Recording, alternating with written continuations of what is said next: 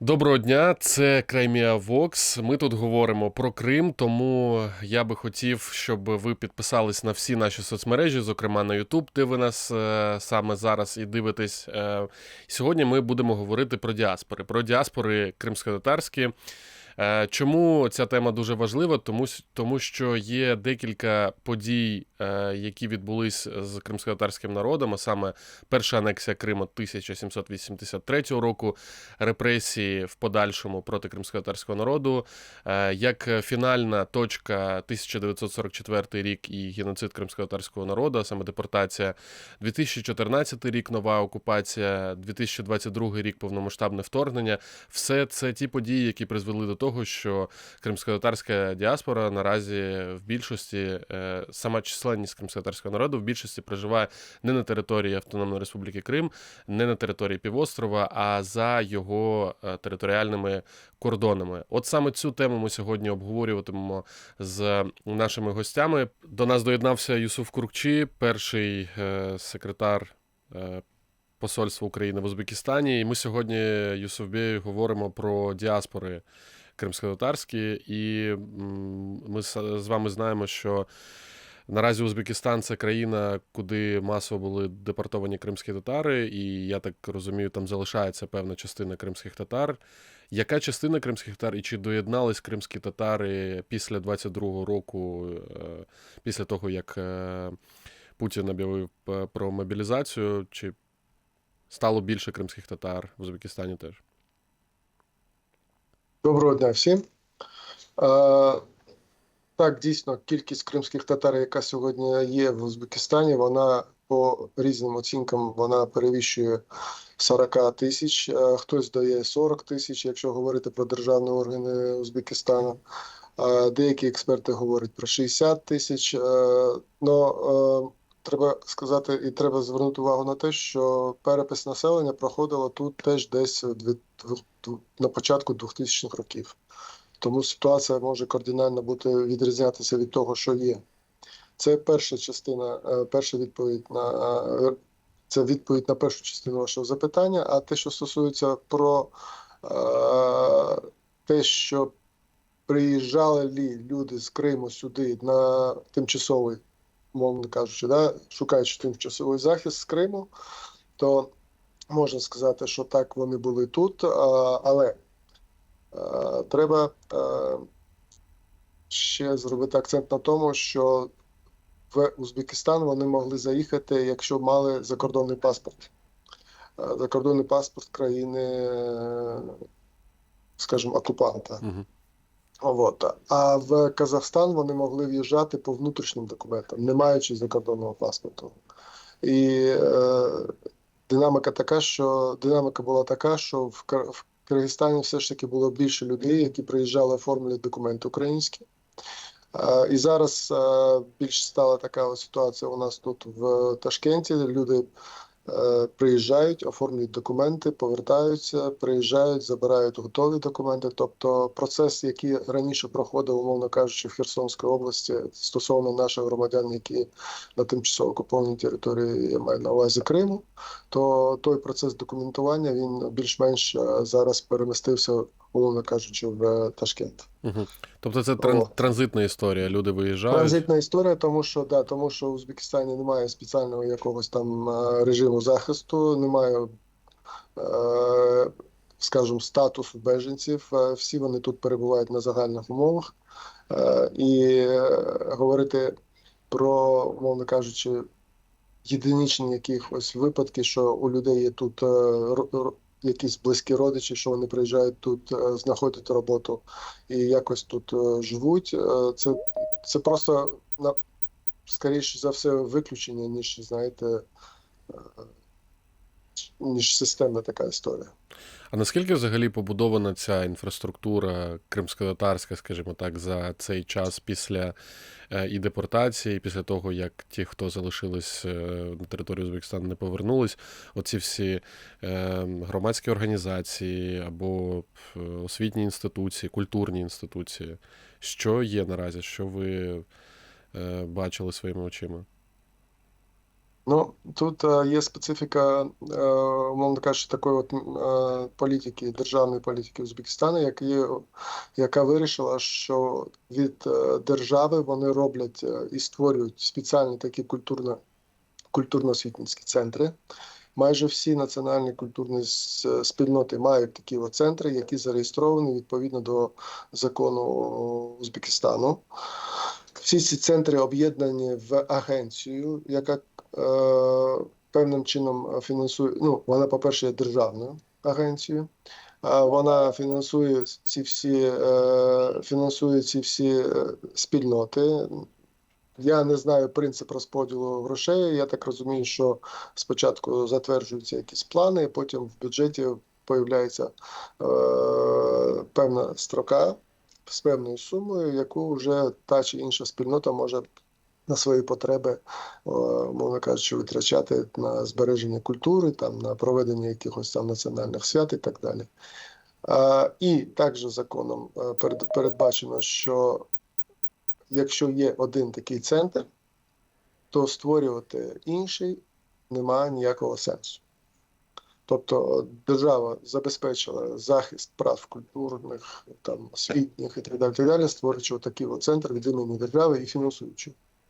Все інше, це вже люди повинні створювати щось інше, щось не пов'язане з культурним, освітницьким проєктом. Там можна бути, я не знаю, фанатом якогось там Беккера Чобанзаде, і можна створити таку от спільноту, да, там, любителів там, творчості. А створювати якісь освітні центри вже зась, тому що держава це вже зробила. Якщо говорити про те, що було, коли кримські татари почали повертатися на Батьківщину, це початок 90-х, на кінець 80-х, початок 90-х років. Були якісь школи з кримськотатарської мовою навчання, були газети, були редакції на телебаченні, були редакції на радіо. Зараз можна сказати, що цього немає. В цьому культурному центрі, який називається Авдет, вони системно зустрічаються, проводять, мають якийсь план своїх заходів, пов'язаних з кримськотатарською культурою. Там, я не знаю, я був на одному з заходів, який був приурочений Дню кримськотатарської журналістики. Вони там в один день проводили декілька таких от і пов'язаних з Терджіманом, з газетою, і з Днем кримськотатарської журналістики. Такий от великий захід проводили. На моє, те, що я можу дивитися і бачити, що більш-менш активною в кримськотатарському середовищі є люди, які вже мають серйозний такий вже вік, да, там 65-60 плюс. Багато молоді я не бачу там. Але я можу сказати, що я зустрічав в самих неочікуваних місцях кримських татар, які займаються тим чи іншим бізнесом чи справою і так далі, і так далі. Це люди молоді. І в співбесідах з ними можна зробити такий висновок, що все ж таки намагання зберегти національну ідентичність поки що є, і поки вони ще знаходять можливість, якщо говорити про змішані браки там, і так далі, і так далі. Але ми повинні знати, що ці люди в свій час зробили вибір, і вони вже є повноцінними громадянами Узбекистану. Вони повинні дотримуватися законів Узбекистану. І те, що сьогодні, умовно кажучи, офіційний Узбекистан дотримується такої політики нейтралітету, то очікувати від наших, скажімо, я не знаю, як від наших представників кримськотатарської діаспори очікувати якихось там, я не знаю, активності, це ж не можна. Але от я нашим слухачам скажу, організація називається Авдет, ви сказали. Авдет Так. з кримськотатарської – це повернення. А взагалі от ті кримські татари, які ходять в цю організацію на заходи і так далі, вони взагалі про репатріацію думають? Чи чи це просто залишилось наразі в назві?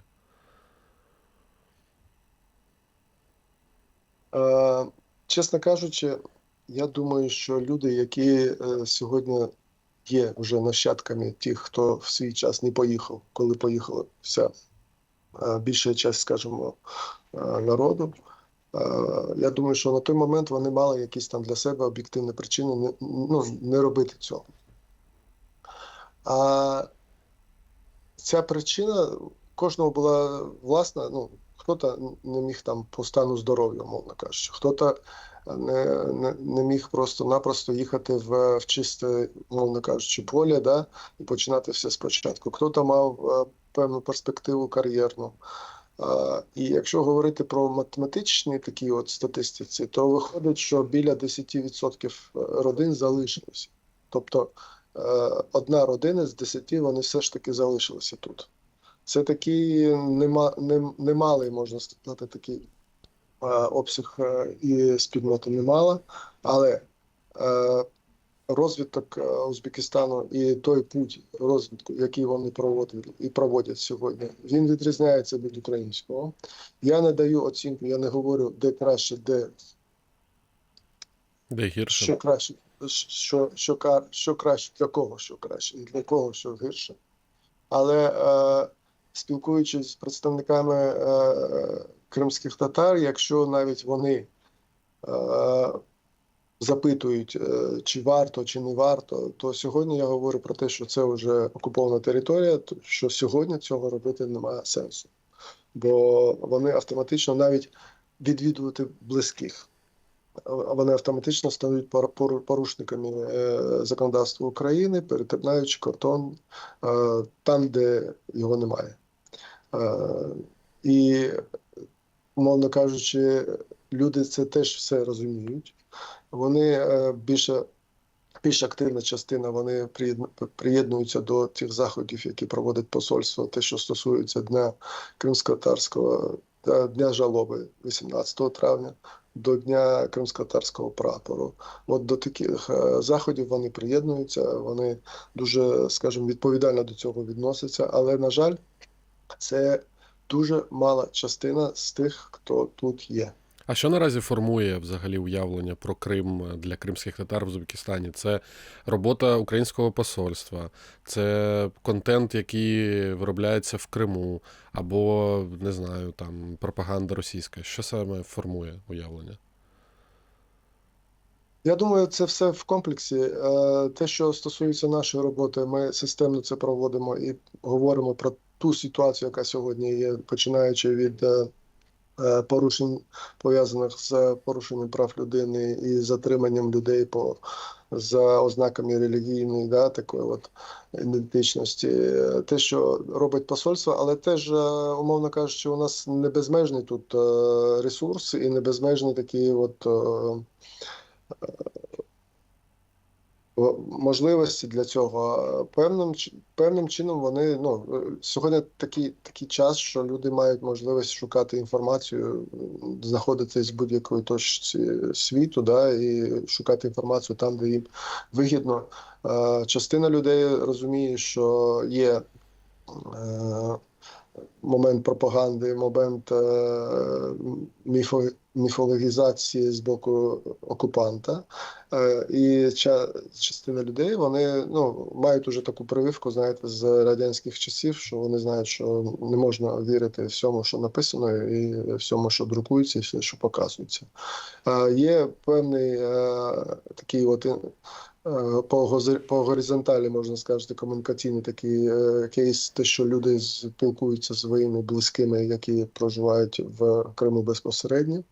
Я навіть можу сказати про такий, умовно кажучи, такий сюжет, коли людина, яка не поверталася в Крим, вона побудувала своє життя тут в Узбекистані, і якось в своєму виступі вона сказала про те, що вона спілкується з близькими, вона спілкується там з друзями з Криму.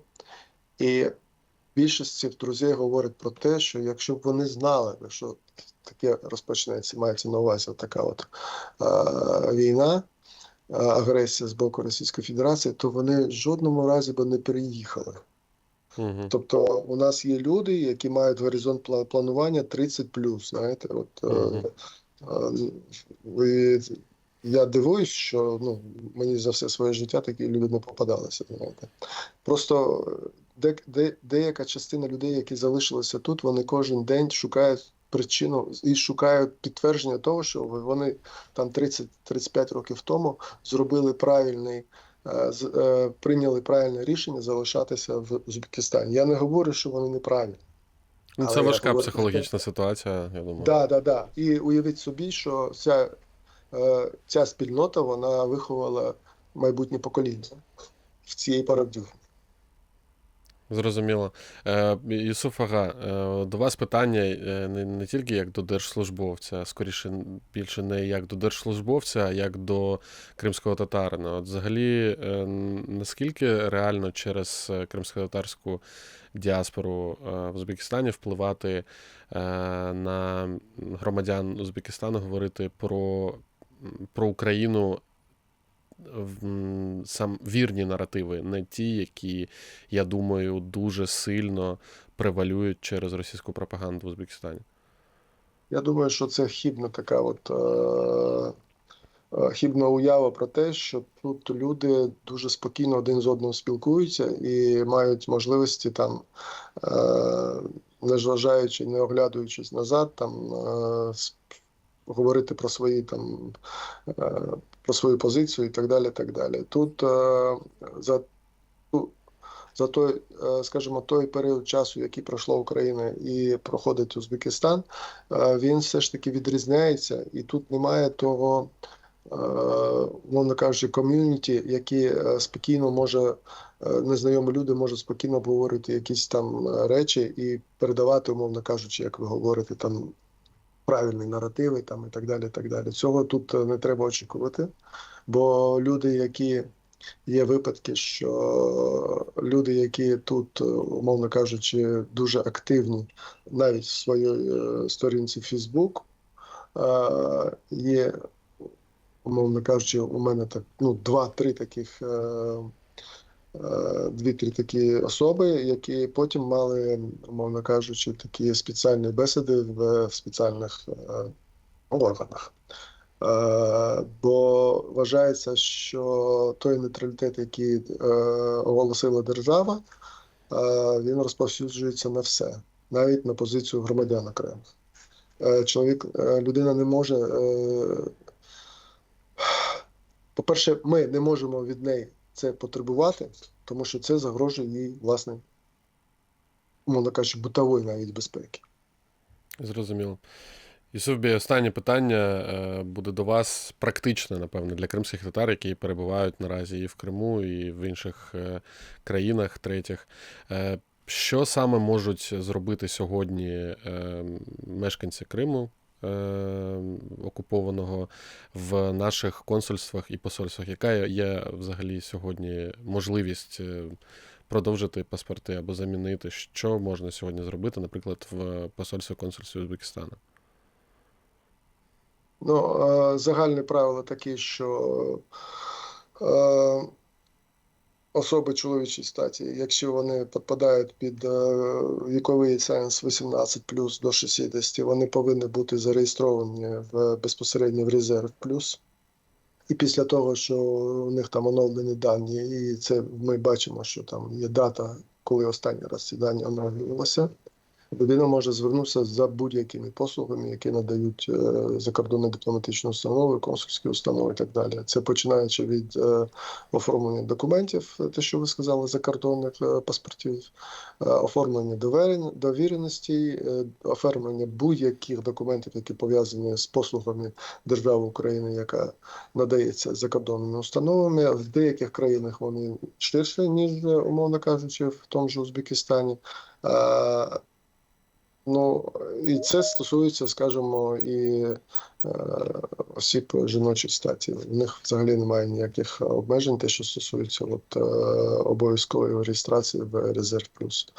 На жаль, сьогодні Є проблема, яка пов'язана з електронною чергою, бо люди, які знаходяться на окупованих територіях, не завжди мають, навіть якщо вони мають документи українські, вони не завжди мають українську банківську картку для того, щоб зареєструватися в Дії, щоб потім, вже маючи застосунок в Дії, зареєструватися в ту електронну чергу там, де їм зручно отримати ту чи іншу консульську послугу.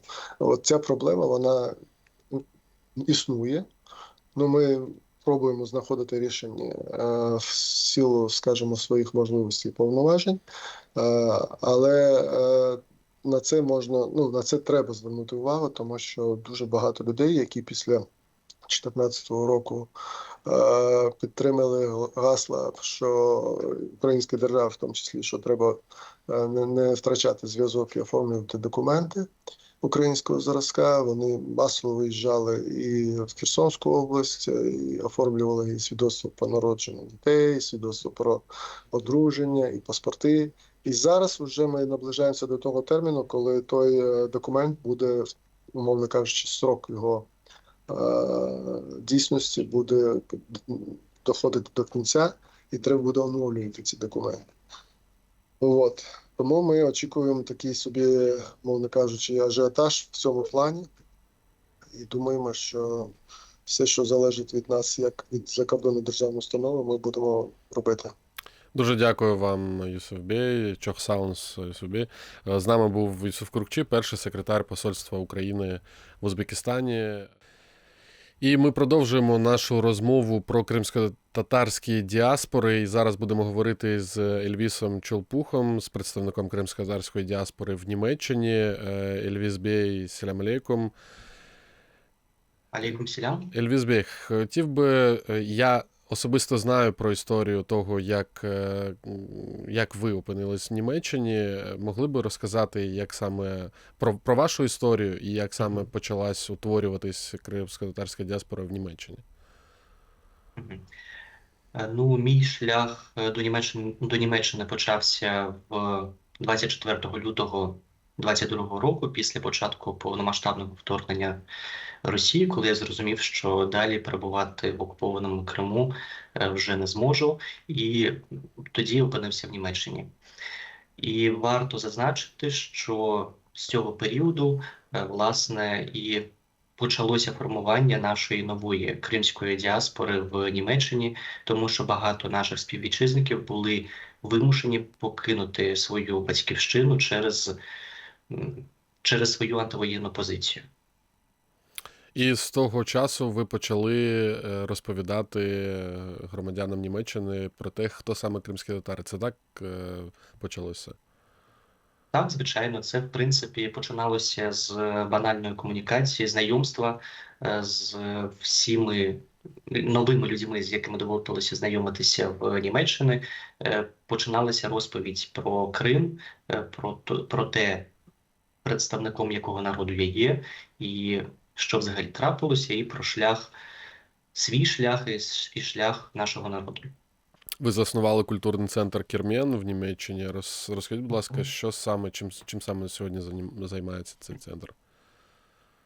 Основною нашою діяльністю є культурна дипломатія. Ми використовуємо культуру як інструмент м'якої сили і розповідаємо про Крим в контексті його корінного народу. І це дуже важливо, тому що, на жаль, в німецькій спільноті дуже сильно поширені російські наративи не лише про Крим, а взагалі, в принципі, про Україну. Дуже цікавим є, напевно, історія моєї розмови із одним професором, коли я йому намагався перекласти строчки із вірша Адама Міцкевича про Крим. Він на це мені відповів, що він не знайомий зі східною літературою. Я дуже здивувався і сказав, це ж польський поет, на що він відповів, що для них Схід – все те, що на схід від Рейну. І ця відповідь, вона, на мій погляд, дуже влучно ілюструє уявлення німецької спільноти про нас. Ми для них є терра інкогніта, щось незрозуміле, щось там на Сході. І Питання Криму, наприклад, для них взагалі не зрозуміле, тому що дуже глибоко сидять ці наративи про ісконно руський Крим, і вони досі вважають Україну і Росію єдиним народом, і цю війну як громадянську війну, як, наприклад, боротьба баварців за незалежність від всієї Німеччини. Це в їх уявленні, тому що вони уявляють, що українці і росіяни це говорять однією мовою і не розуміють суть цього конфлікту. І тому через такі культурні проекти ми руйнуємо ці міфи, і в принципі я вважаю, що робимо це достатньо успішно. Але мені здається, що для того, щоб руйнувати все це фундаментально, на це потрібні роки. Чи готові ви стільки часу приділяти цьому саме в Німеччині? Ну, я думаю, що в нас немає вибору. Нас позбавили дому, і а що нам ще робити, як не боротися і не шукати підтримки в світової спільноти? І от після того, як ви, скажімо так, перший пласт інформації даєте про Крим, про Україну, про сучасну ситуацію, які питання потім після цього виникають в громадян Німеччини? Чи це розуміння? До речі, історія з геноцидом, 44-й рік, я думаю, що може бути більш знайома німцям. Історія з геноцидом, вона взагалі не знайома німцям. Тут про це, напевно, розповім трохи пізніше, але після наших заходів ми проводимо заходи по всій Німеччині, і ми просто руйнуємо той фундамент, на якому формувалося уявлення німців про цю війну і про Крим взагалі. І коли ми говоримо, я повторюся, напевно, що коли ми говоримо про Крим в контексті його корінного народу, то вони починають розуміти цю багатогранність цього питання і розуміти, що Крим – це не ісконно руська земля, і це дуже сильно допомагає. Щодо в принципі, наших заходів, вони також спрямовані і на українську діаспору. Ми знайомимо і українців із Кримом, тому що, на жаль, для багатьох українців Крим така сама невідома територія. І багато, на жаль, із українців, представників української діаспори, багато з них не знають про Крим нічого, окрім Лисівчиного гнізда та Артеку. І я вважаю, що це дуже корисно також і знайомити з Кримом і українців. А от чи співпрацюєте ви з новими громадами, з новими діаспорами кримськотатарськими не в Німеччині, а в інших країнах, умовно кажучи, Ірландія, Туреччина, Канада? Безумовно, ми комунікуємо, ми спілкуємося і намагаємося ділитися досвідом, але треба зазначити, що багатьох представників діаспор дуже вони бояться сьогодні через те, що багатьох з них родичі знаходяться в Криму і є зв'язки з Кримом, дуже бояться займати якусь більш активну позицію, і це дуже стримує розвиток та розширення нашої діяльності. А от якщо спитати вас про те, чи є зворотній зв'язок з Криму по вашій діяльності в Німеччині, чи є він, що кажуть, пишуть кримські татари, які не виїхали, знаходяться в Криму? Так, звичайно, є, тому що коли ми створюємо аполітичний майданчик через культурні проекти, це дозволяє долучатися до комунікації і нашим людям, які знаходяться в окупації. І це дуже важливо, тому що цей зв'язок ми маємо підтримувати, тому що ми не знаємо, скільки ще буде продовжуватися окупація. Це дуже важливо для нас. І так, через культурні проекти ми бачимо зацікавленість багатьма нашими проектами, тому що те, що ми робимо тут, багато з того, що ми робимо тут, не було зроблено ще в Криму, і це щось нове, щось цікаве, і це викликає інтерес. Не можу не спитати про нещодавній форум, на якому ви були, форум народів, корінних народів Росії. Я, можливо, неправильно кажу, ви мене поправте. Як вам здалось, чи схожі методи в кримськотатарському національному русі та в рухах інших народів корінних в боротьбі за своє право? Нас всіх об'єднує наш спільний ворог – це російський імперіалізм, це російська колоніальна політика. І, безумовно, в цих умовах, стикаючись зі спільними проблемами, в деяких випадках ми маємо спільні стратегії боротьби. Але також варто зазначити, що наші регіони дуже сильно відрізняються, в нас є свої проблеми, але досвід, який ми маємо ним ділитися і переймати досвід інших народів, які вже протягом століть борються із російським імперіалізмом. Це дуже корисно, я вважаю. І для наших глядачів і слухачів, в майбутньому читачів цього ефіру, хотів би запитати у вас про чисельність кримськотатарської діаспори в Німеччині. Чи можна сказати приблизно, я думаю, перепису не буде кримськотатарського, але приблизна кількість кримських татар, яка проживає наразі в Німеччині. Чи можете ви сказати? Так, за нашими підрахунками, сьогодні в Німеччині перебуває більше 10 тисяч кримців, кримських татар, і це для нас дуже болюче питання. Чому? Тому що ми бачимо, як за останнє десятиріччя Росія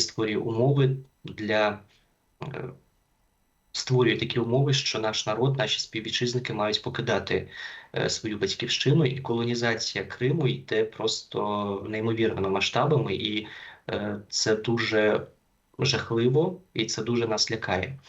І як зберегти свою ідентичність, як зберегти це бажання у підростаючого покоління повернутися в Крим, коли все налагодиться, це нас дуже сильно турбує. І сьогодні безкоштовно роздаються ділянки в Криму для ветеранів СВО. Сьогодні існують дуже багато програм для переселенців із російського материка в Крим. І та картина демографічна, яка сьогодні формується, вона дуже жахлива. Що стосується нашої діаспори, як вже за такий короткий срок, 3 роки, ми спостерігаємо за тим, як наші діти, які відвідують дошкільні заклади, коли вони зустрічаються один з одним, вони вже говорять російсько-німецьким суржиком. І це нас теж дуже турбує і дуже лякає. І нам треба приймати якісь, я вважаю, рішення, щоб запобігати цим процесам асиміляції, які відбуваються дуже сильно і дуже швидко. І комунікувати із міжнародною спільнотою більш рішучіше і говорити про наші проблеми, з якими ми стикаємося, бо це питання виживання нас як нації. Ельвіс Бей, останнє запитання в мене, але воно складається з 2 запитань. От якщо тверезо подивитись, яка кількість з 10 тисяч кримських татар, які проживають в Німеччині, повернеться в Крим? І що потрібно робити для того, щоб більшість все ж таки повернулася? Питання коли? Коли відбудеться деокупація, коли буде можливість вільно повертатися в Крим? Якщо окупація продовжиться ще 10-20 років, ми не можемо говорити, яке рішення прийме більшість вимушених біженців. Тому що всі обростають тут якимись соціальними зв'язками, роботою, діти навчаються в школах, вони вже інтегруються в німецьке суспільство. Це стосується і українських біженців в цілому. Чим довше продовжується війна, чим довше продовжується окупація, тим важче буде повертатися. Çok sağ olunuz, Ельвіс Бей. Дякую за ваші відповіді. З нами був Ельвіс Чолпух, засновник культурного центру Кермен. От такий в нас вийшов ефір про кримськотатарські діаспори, нові, старі діаспори. І я вас хочу попросити підписатись на наш YouTube канал, дивитись, слідкувати за нами, а також читати нас в Інстаграмі, Телеграмі та новій соціальній мережі X, яка раніше називалась Twitter. Дуже дякуємо, підписуйтесь. Корошкенджо.